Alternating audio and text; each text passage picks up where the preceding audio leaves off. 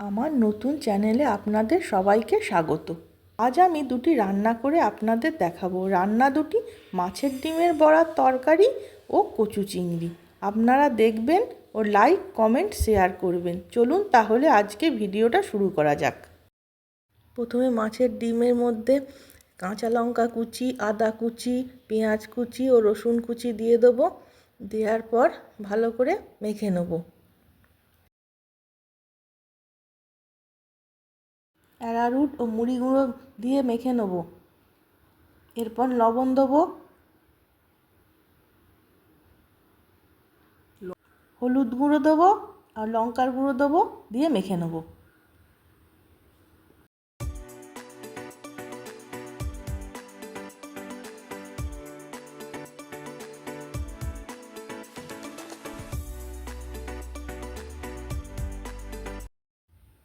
কড়ায় তেল গরম হয়ে গেছে, এবার বড়াগুলো একে একে ভেজে তুলে নেব।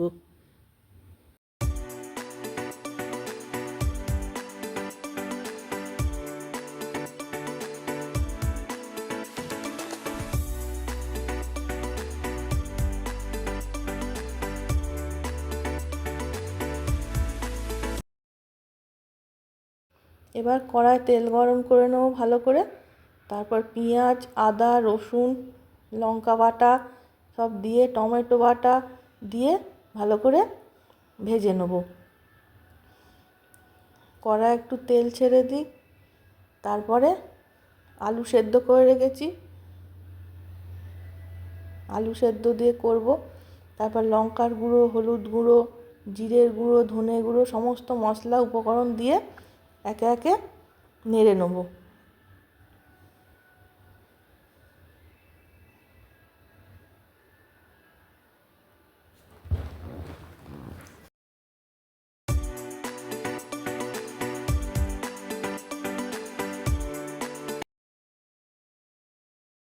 একটু জল দিয়ে ভালো করে নেড়ে চেড়ে নিয়েছি। তারপরে এবার সেদ্ধ আলুগুলো দিয়ে দেবো, তাহলে তাড়াতাড়ি রান্নাটা হয়ে যাবে।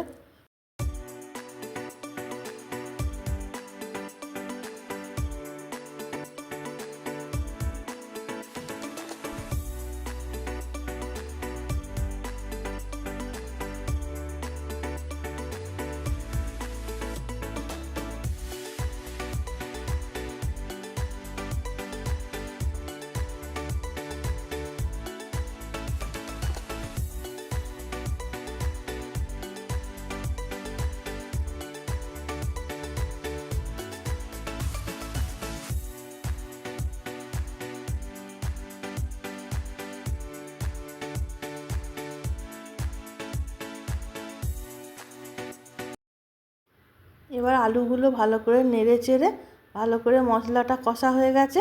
এরপর জল দিয়ে দেবো। জল দিয়ে জলটা ফুটে এলে তারপর বড়াগুলো দিয়ে দেবো। এবার ঝোলটা ফুটে গেছে, নামানোর আগে একটু গরম মশলা, কসুরি মেথি দিয়ে নামিয়ে নেব। কড়ায় তেল দিয়ে চিংড়ি মাছগুলো ভেজে তুলে নিলাম। চিংড়ি মাছ এমন একটা জিনিস সব কিছুতে দিলেই ভালো লাগে, পটলের সাথে, কচুর সাথে। আমি আজকে কচুর ডান্ডি দিয়ে চিংড়ি মাছ দিয়ে রান্নাটা করছি। এবার কড়ায় তেল গরম হয়ে এলে দুটো চেরা কাঁচা লঙ্কা ও কালো জিরে দিয়ে পেঁয়াজ দিয়ে ভালো করে নেড়ে চেড়ে নেব। তারপর পেঁয়াজটা ভাজা হয়ে গেলে একটু আদা রসুনের পেস্ট দিয়ে তার মধ্যে হলুদ গুঁড়ো, লঙ্কার গুঁড়ো ও জিরের গুঁড়ো দিয়ে ভালো করে নেড়ে নেব মশলাটা ভালো করে ভাজা ভাজা হয়ে এলে তেল ছেড়ে দেবে। তারপর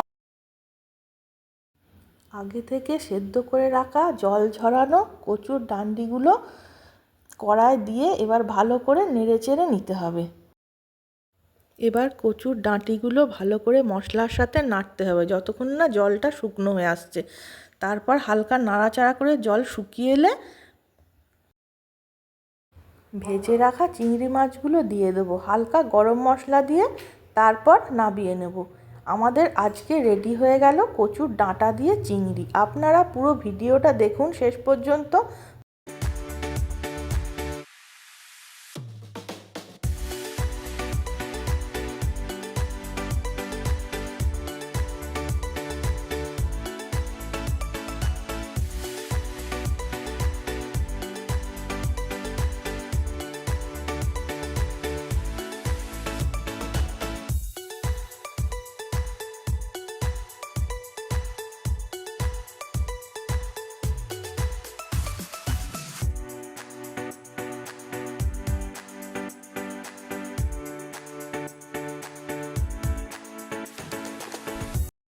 আমার দুটি রান্না ভালো লাগলে আপনারা লাইক, কমেন্ট ও শেয়ার করবেন। আর অবশ্যই কিন্তু আমার চ্যানেলটাকে সাবস্ক্রাইব করতে হবে।